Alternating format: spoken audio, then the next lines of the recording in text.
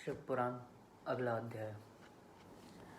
संध्या की तपस्या, उसके द्वारा भगवान शिव की स्तुति तथा उससे संतुष्ट हुए शिव का उसे अभीष्ट वर दे मेधाती तिथि के यज्ञ में भेजना।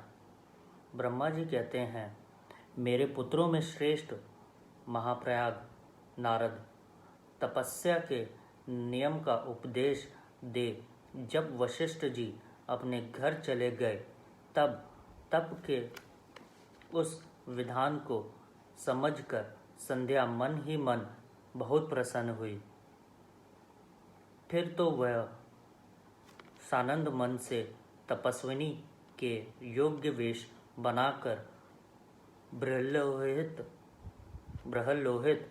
सरोवर के तट पर ही तपस्या करने लगी।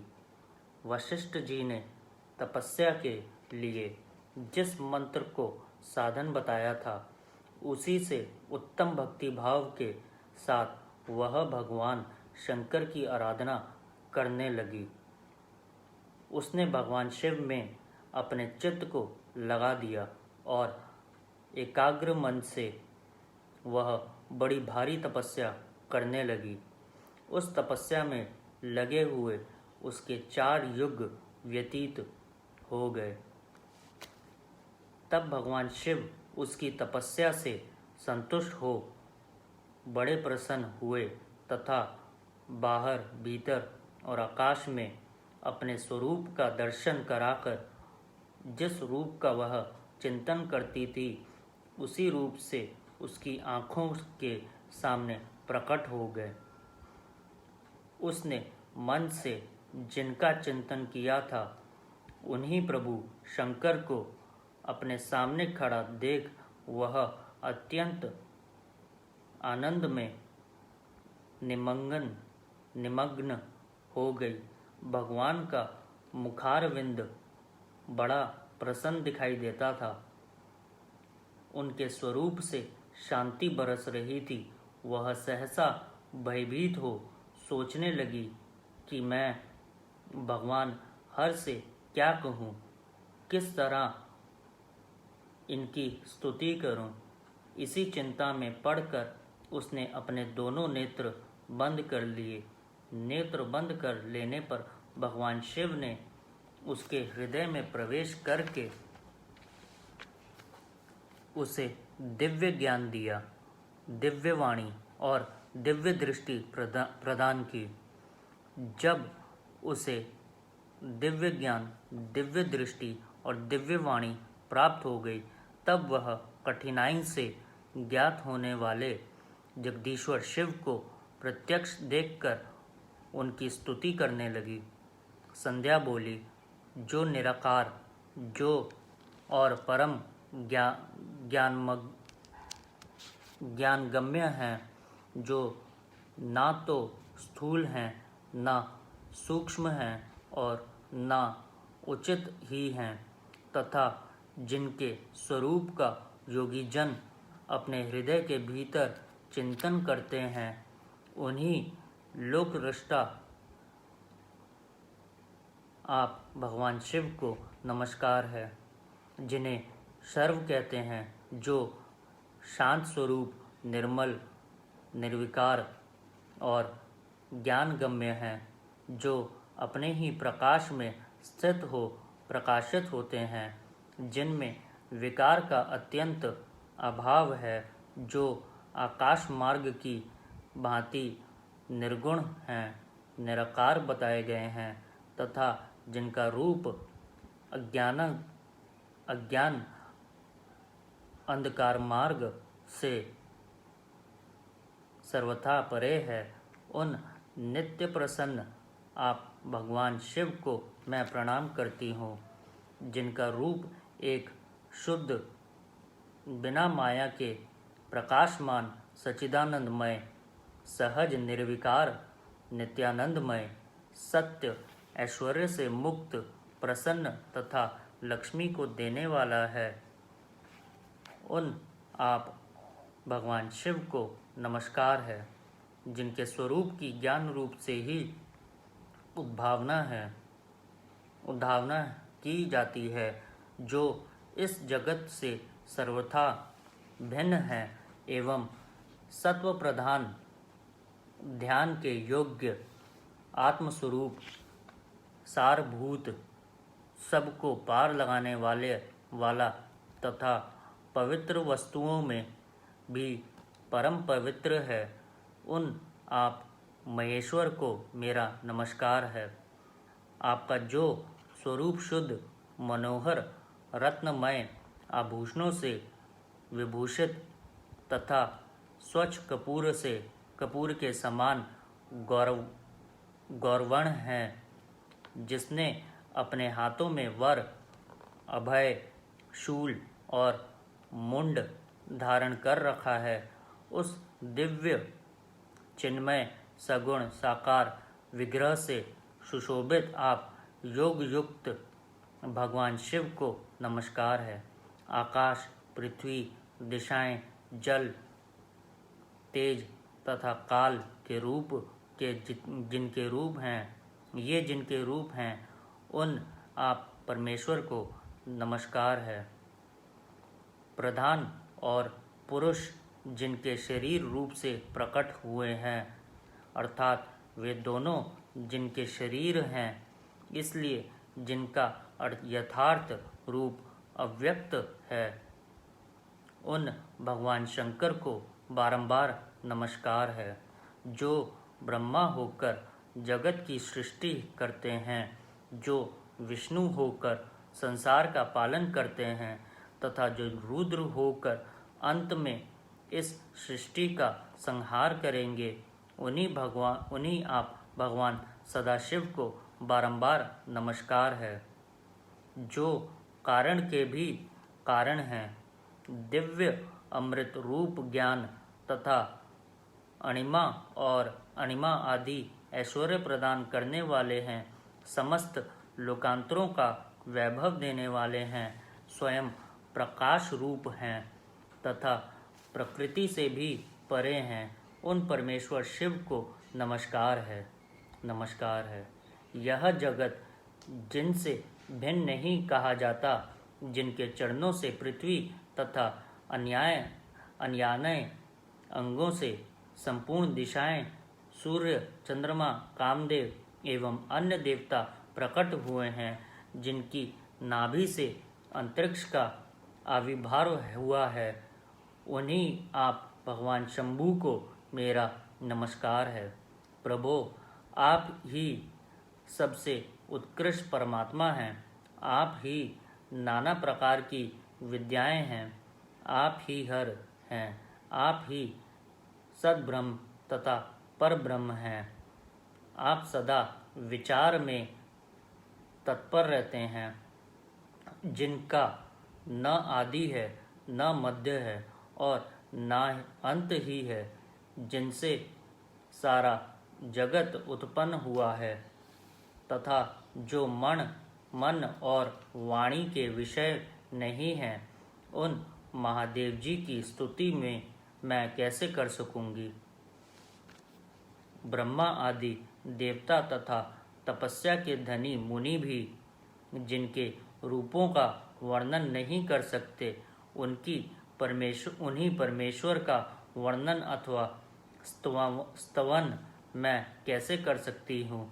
प्रभु, आप निर्गुण हैं, मैं मूढ़ स्त्री आपके गुणों को कैसे जान सकती हूँ। आपका रूप तो ऐसा है जिसे इंद्र सहित संपूर्ण देवता और असुर भी नहीं जानते हैं। महेश्वर, आपको नमस्कार है। तपोमय, आपको नमस्कार है। देवेश्वर शंभो, मुझ पर प्रसन्न होइए, आपको बारंबार नमस्कार है। ब्रह्मा जी कहते हैं, नारद, संध्या का यह स्तुतिपूर्ण वचन सुनकर उनके द्वारा भली भांति प्रशंसित हुए भक्त वत्सल परमेश्वर शंकर बहुत प्रसन्न हुए। उसका शरीर वल्कल और मृग चर्म से ढका हुआ था। मस्तक पर पवित्र जटाजूट शोभा पा रहा था।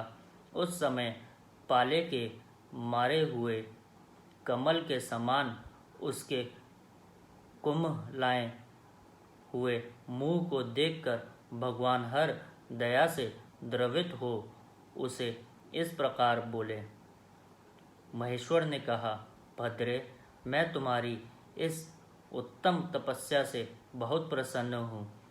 शुद्ध बुद्धि वाली देवी, तुम्हारी इस स्तवन से भी मुझे बड़ा संतोष प्राप्त हुआ है।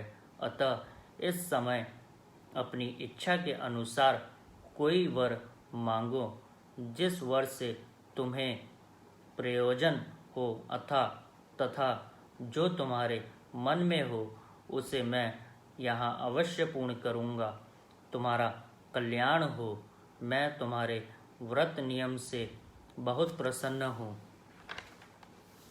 प्रसन्नचित महेश्वर यह वचन सुनकर अत्यंत हर्ष से भरी हुई संध्या उन्हें बारंबार प्रणाम करके बोली, महेश्वर, यदि आप मुझसे मुझे प्रसन्नतापूर्वक वर देना चाहते हैं, यदि मैं वर पाने के योग्य हूँ, यदि पाप से शुद्ध हो गई हूँ तथा देव, यदि इस समय आप मेरी तपस्या से प्रसन्न हैं, तो मेरा मांगा हुआ यह पहला वर सफल करें। देवेश्वर, इस आकाश में पृथ्वी आदि किसी भी स्थान में जो प्राणी हैं वे सब के सब जन्म लेते हैं, काम भाव से युक्त ना हो जाएं। नाथ, मेरी सकाम दृष्टि कहीं ना पड़े। मेरे जो पति हों वे भी मेरे अत्यंत सुहृद हों। पति के अतिरिक्त जो भी पुरुष मुझे सकाम भाव से देखे, उसके पुरुष तत्व का नाश हो जाए, वह तत्काल नपुंसक हो जाए। निष्पाप संध्या का यह वचन सुनकर प्रसन्न हुए भक्तवत्सल भगवान शंकर ने कहा, देवी संध्या, सुनो भद्रे, तुमने जो जो वर मांगा है वह सब तुम्हारी तपस्या से संतुष्ट होकर मैंने दे दिया। प्राणियों के जीवन में मुख्यतः 4 अवस्थाएं होती हैं। पहली शैशवावस्था, दूसरी कौमारावस्था, तीसरी यौवनावस्था और चौथी वृद्धावस्था। तीसरी अवस्था प्राप्त होने पर देहधारी जीव काम भाव से युक्त होंगे। कहीं कहीं दूसरी अवस्था में अंतिम भाग में ही प्राणी सकाम हो जाएंगे। तुम्हारी तपस्या के प्रभाव से मैंने जगत में सकाम भाव के उद्य की यह मर्यादा स्थापित कर दी है, जिससे देहधारी जीव जन्म लेते ही कामासक्त न हो जाएं। तुम भी इस लोक में वैसे दिव्य सती भाव को प्राप्त करो जैसा तीनों लोकों में दूसरी किसी स्त्री के लिए संभव नहीं। पाणी ग्रहण करने वाले पति के सिवा जो कोई भी पुरुष सकाम होकर तुम्हारी ओर देखेगा, वह तत्काल नपुंसक होकर दुर्बलता को प्राप्त हो जाएगा। तुम्हारे पति महान तपस्वी तथा दिव्य रूप से संपन्न एक महाभाग महर्षि होंगे, जो तुम्हारे साथ 7 कल्पों तक जीवित रहेंगे। जो मुझसे जो वर मांगे थे वे सब मैंने पूर्ण कर दिए। अब मैं तुमसे दूसरी बात कहूँगा जो पूर्व जन्म से संबंध रखती है। तुमने पहले से ही यह प्रतिज्ञा कर रखी है कि मैं अग्नि में अपने शरीर को त्याग दूंगी। इस प्रतिज्ञा को सफल करने के लिए मैं तुम्हें एक उपाय बताता हूँ,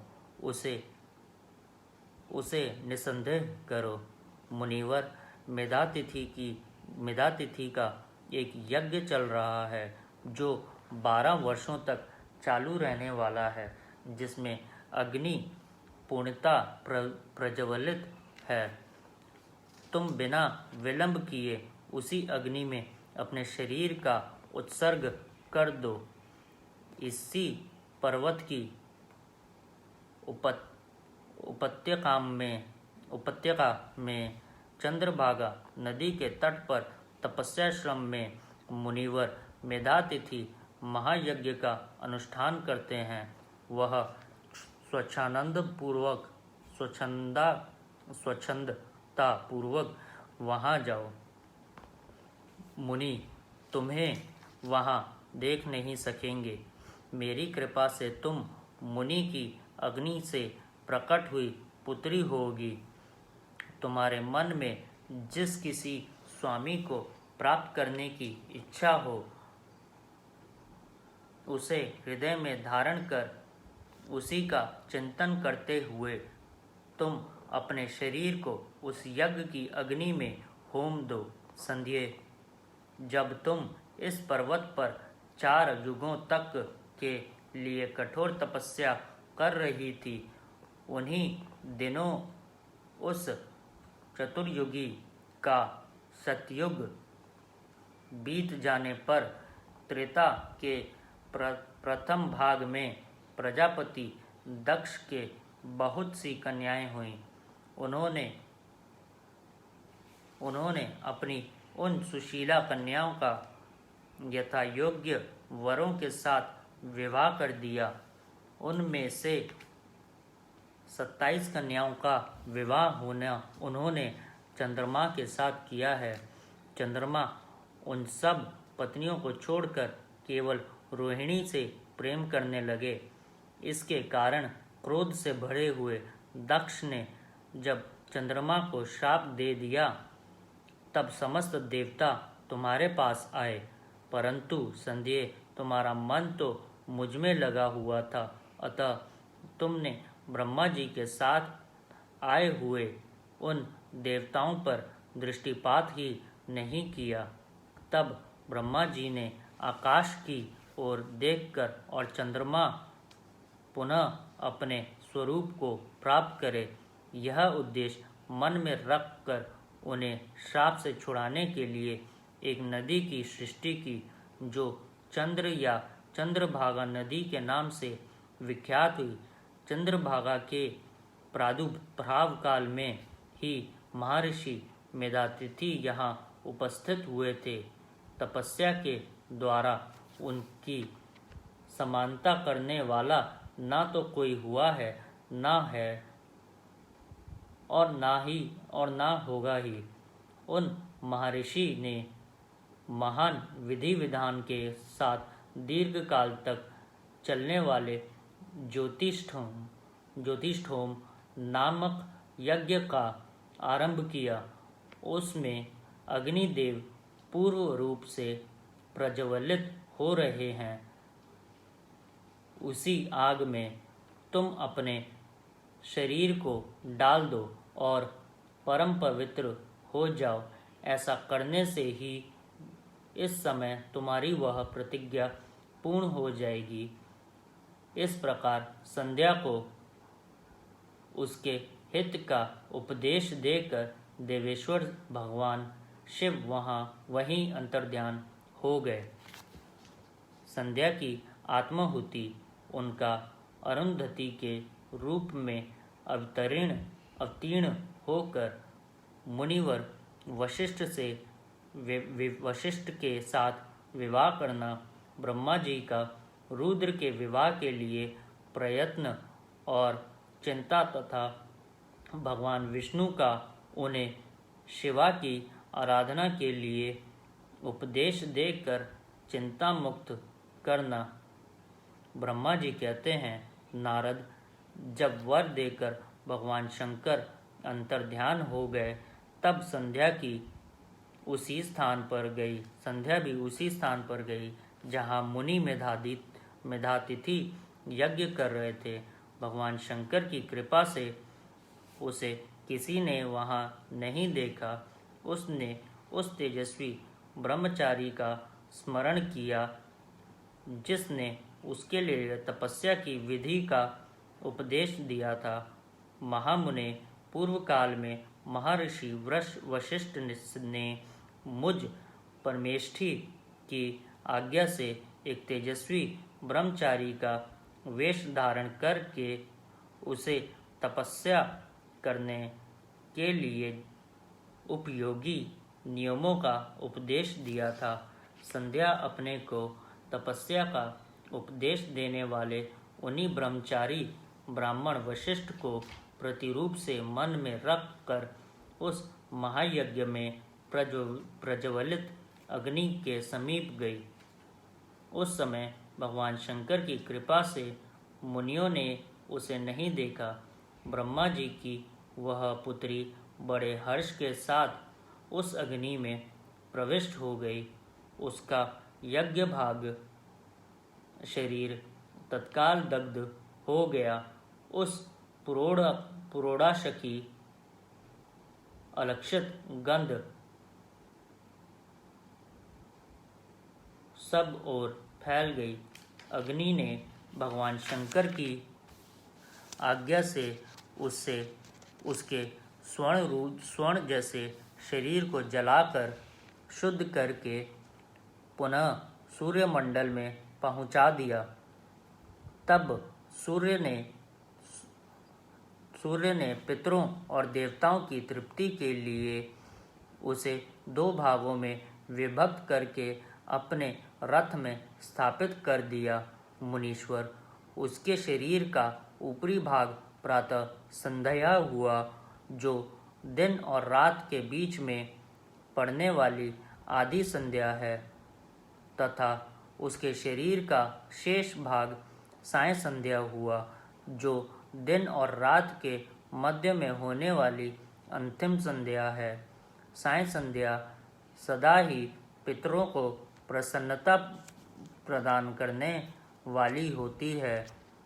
सूर्योदय से पहले जब अरुणोदय हो, प्राची के क्षितिज में लाली छा जाए, तब प्रातः संध्या प्रकट होती है, जो देवताओं को प्रसन्न करने वाली है। जब लाल कमल के समान सूर्य अस्त हो जाते हैं, उसी समय सदा साय संध्या का उदय होता है, जो पितरों को आनंद प्रदान करने वाली है। परम दयालु भगवान शिव ने उसके मन सहित प्राणों को दिव्य शरीर से युक्त देहधारी बना दिया।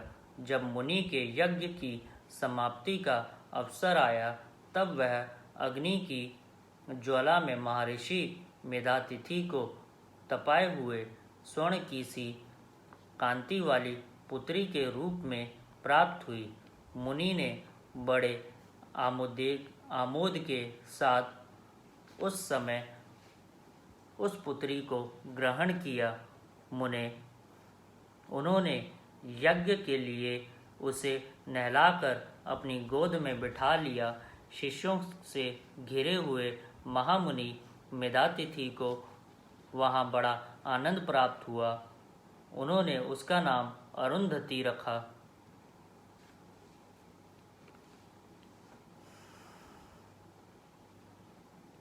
वह किसी भी कारण से धर्म का अवरोध नहीं करती थी, अतः उसी गुण के कारण उसने स्वयं यह त्रिभुवन विख्यात नाम प्राप्त किया। देवर्ष, यज्ञ को समाप्त करके कृतकृत्य हो वे मुनि पुत्री की प्राप्ति होने से वो बहुत प्रसन्न थे और अपने शिष्यों के साथ आश्रम में रहकर सदा उसी का लालन पालन करते थे। देवी अरुंधति चंद्रभागा नदी के तट पर तापसारण्य के भीतर मुनिवर मेधातिथि के उस आश्रम में धीरे धीरे बड़ी होने लगी। जब वह विवाह योग्य हो गई, तब मैंने विष्णु तथा महेश्वर के साथ मिलकर मुझ ब्रह्मा के पुत्र वशिष्ठ के साथ उसका विवाह करा दिया। ब्रह्मा, विष्णु तथा महेश के हाथों से निकले हुए जल से क्षिप्रा आदि 7 परम पवित्र नदियाँ उत्पन्न हुई। मुने, मेधातिथि की पुत्री महासाध्वी अरुंधति समस्त पवित्राओं में श्रेष्ठ थी। वह महर्षि विशिष्ट को प्रतिरूप में पाकर उनके साथ बड़ी शोभा पाने लगी। उससे शक्ति आदि शंभु एवं श्रेष्ठ पुत्र उत्पन्न हुए। मुनि श्रेष्ठ, वह प्रियतम पति वशिष्ठ को पाकर विशेष शोभा पाने लगी। मुनि शिरोमणे, इस प्रकार मैंने तुम्हारे समक्ष संध्या के पवित्र चरित्र का वर्णन किया, जो समस्त कामनाओं के फलों को देने वाला, परम पावन और दिव्य है। जो स्त्री या शुभ व्रत का आचरण करने वाला पुरुष इस प्रसंग को सुनता है, वह संपूर्ण कामनाओं को प्राप्त कर लेता है। इसमें अन्यथा विचार करने की आवश्यकता नहीं है। प्रजापति ब्रह्मा जी की यह बात सुनकर नारद जी का मन प्रसन्न हो गया और वे इस प्रकार बोले।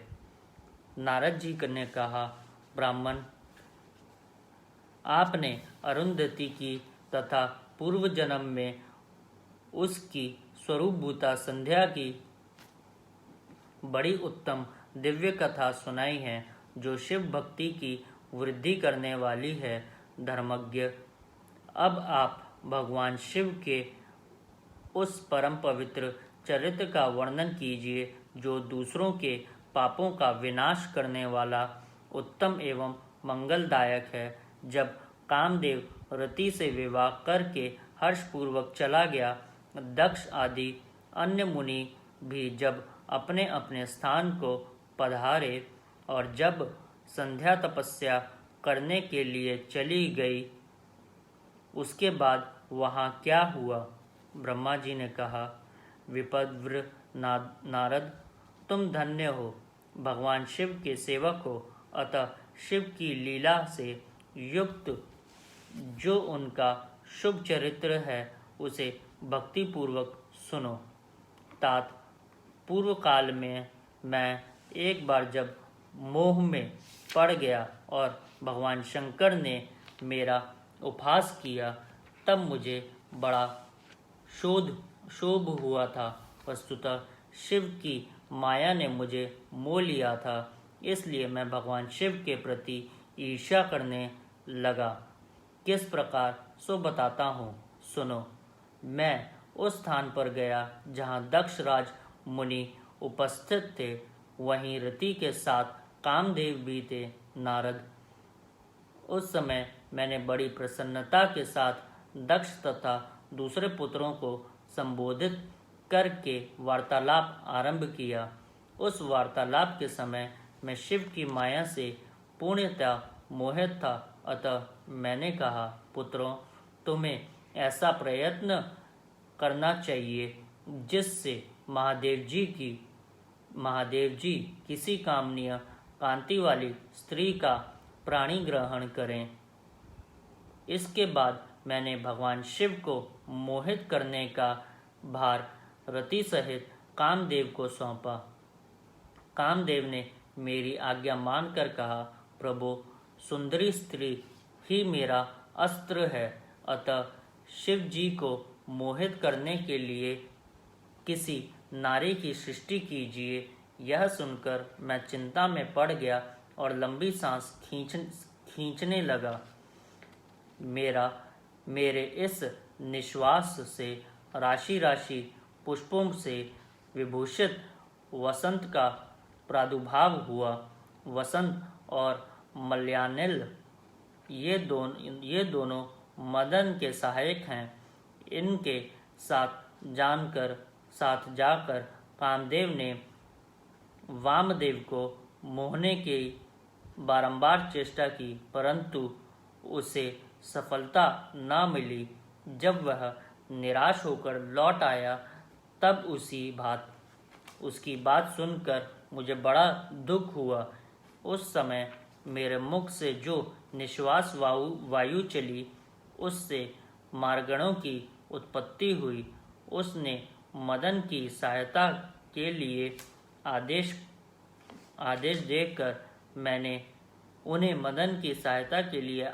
देकर मैंने पुनः उन सब को शिव के पास भेजा, परंतु महान प्रयत्न करने पर भी वे भगवान शिव को मुंह में न ढाल सके।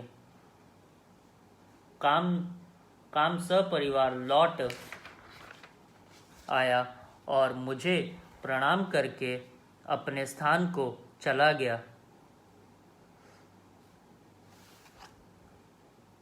उसके चले जाने पर मैंने मन ही मन सोचने लगा कि निर्विकार तथा मन को वश में रखने वाले योगपरायण भगवान शंकर किसी स्त्री को अपनी सहधर्मिणी बनाना कैसे स्वीकार करेंगे।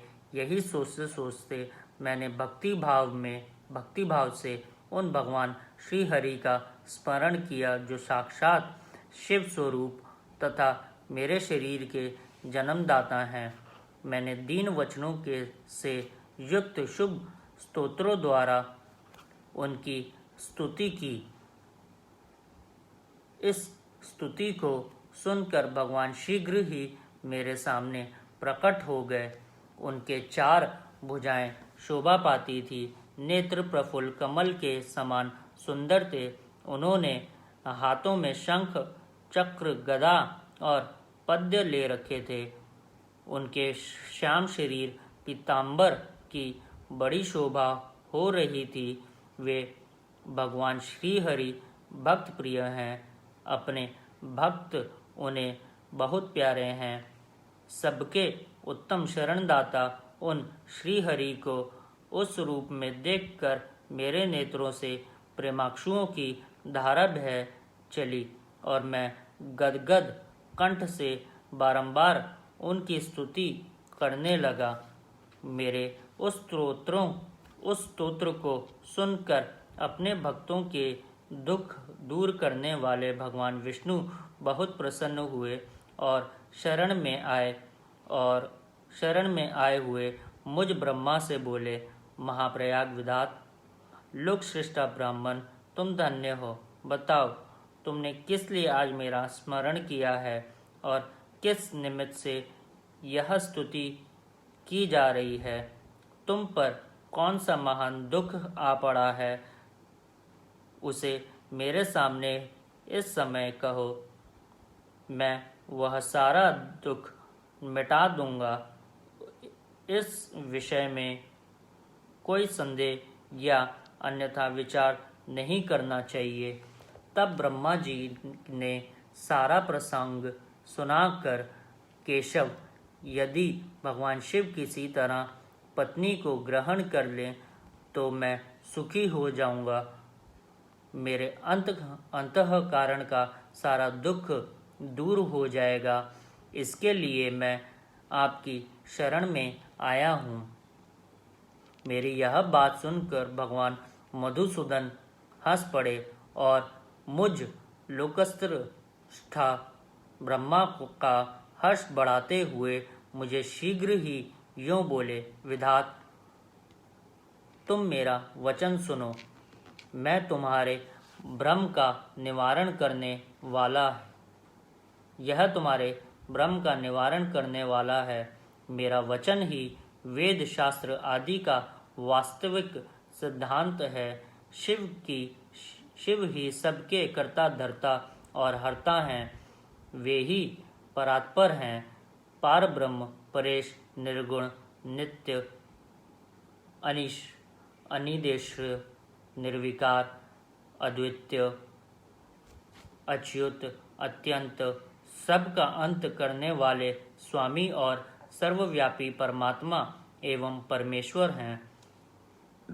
सृष्टि, पालन और संहार के कर्ता, तीनों गुणों को आश्रय देने वाले व्यापक ब्रह्मा, विष्णु और महेश नाम से प्रसिद्ध यजोगुण, सत्वगुण तथा तमोगुण से परे माया से ही भेद युक्त प्रतीत होने वाले निरीह माया रहित, माया के स्वामी या प्रेरक, चतुर, सगुण, स्वतंत्र, आनंद स्वरूप,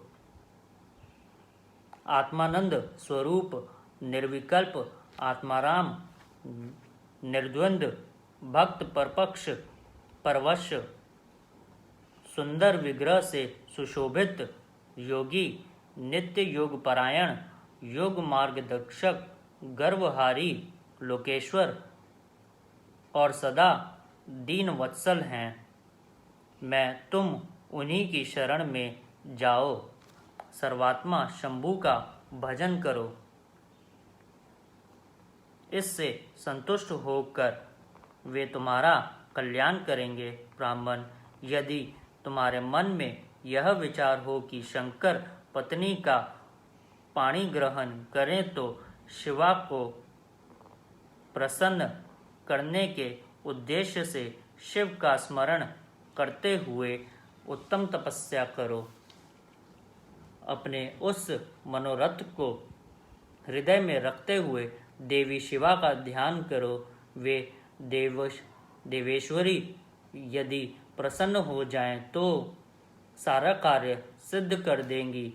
यदि शिवा सगुण रूप से अवतार ग्रहण करके लोक में किसी की पुत्री हो मानव शरीर ग्रहण करे तो वे निश्चय ही महादेव जी की पत्नी हो सकती हैं। ब्राह्मण, तुम दक्ष को आज्ञा दो, वे भगवान शिव के लिए पत्नी का उत्पादन करने के निमित्त स्वतः भक्ति भाव से प्रयत्न पूर्वक तपस्या करे। तात शिवा और शिव दोनों को भक्त के अधीन जानना चाहिए। वे निर्गुण पार ब्रह्म स्वरूप होते हुए भी स्वेच्छा से सगुण हो जाते हैं। वे भगवान शिव की इच्छा से प्रकट हुए। हम दोनों ने जब उनसे प्रार्थना की थी तब पूर्व काल में भगवान शंकर ने जो बात कही थी उसे याद करो।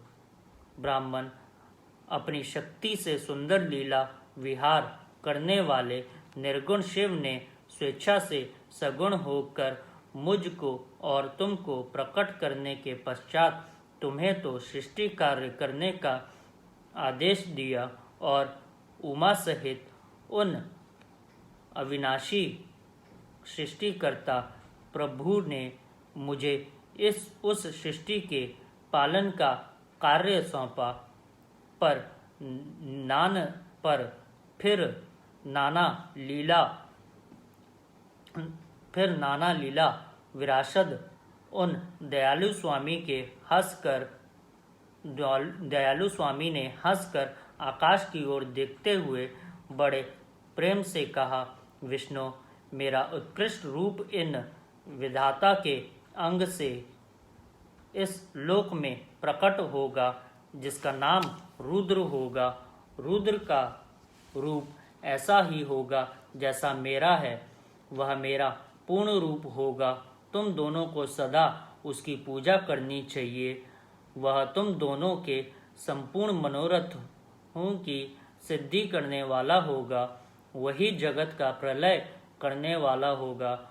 वह समस्त गुणों का दृष्टा, निर्विशेष एवं उत्तम योग का पालक होगा। यद्यपि तीनों देवता मेरे ही रूप हैं, तथापि विशेषतः रुद्र मेरा पूर्ण रूप होगा। पुत्रों, देवी उमा के भी 3 रूप होंगे। एक रूप का नाम लक्ष्मी होगा, जो इन श्रीहरि की पत्नी होंगी। दूसरा रूप ब्रह्मा पत्नी सरस्वती है। तीसरा रूप सती के नाम से प्रसिद्ध होगा। सती उमा का पूर्ण रूप होंगी। वे ही भावी रुद्र की पत्नी होंगी। ऐसा कहकर भगवान महेश्वर हम पर कृपा करने के पश्चात वहाँ से अंतर्ध्यान हो गए और उन्होंने और हम दोनों सुखपूर्वक अपने अपने कार्य में लग गए। ब्राह्मण, समय पाकर मैं और तुम दोनों सप्तनिक हो गए और साक्षात भगवान शंकर रुद्र नाम से अवतीर्ण हुए। वे इस समय कैलाश पर्वत पर निवास करते हैं। ब्रजेश्वर, अब शिवा भी सती नाम से अवतीर्ण होने वाली हैं, अतः तुम्हें उनके उत्पादन के लिए ही यत्न करना चाहिए। ऐसा कहकर मुझ पर बड़ी भारी दया करके भगवान विष्णु अंतर्ध्यान हो गए और मुझे उनकी बातें सुनकर बड़ा आनंद प्राप्त हुआ। अगला भाग थोड़ी देर में।